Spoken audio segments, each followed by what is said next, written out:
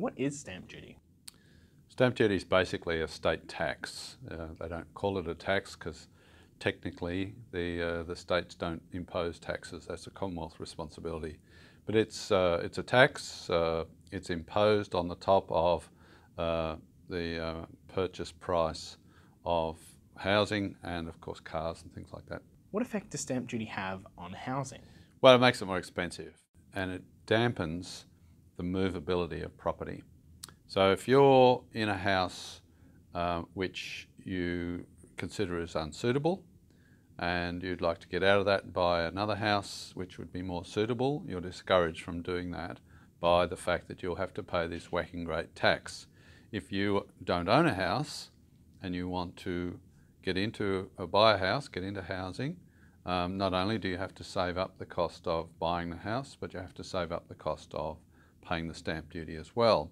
It punishes people also who have to change their housing because their relationships change. So a marriage breaks down, a partnership breaks down, and people have to move, sell their houses. It costs them large amounts of money. It's quite a serious imposition. The ones who rent, of course, are renting from people who've bought houses.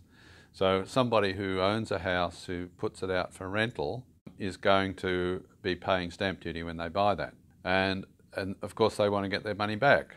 So they will increase the cost of renting to recoup the cost of the stamp duty. So it adds to the cost of renting property. Nobody's going to rent a property out at a loss. They're going to try and regain all their costs and also make a reasonable return on their investment. So the renters will end up paying as well. What's the Liberal Democrats' policy on stamp duty? The Liberal Democrats believe in low taxes and in many cases abolition of taxes. Ideally, we'd like stamp duty to be abolished entirely.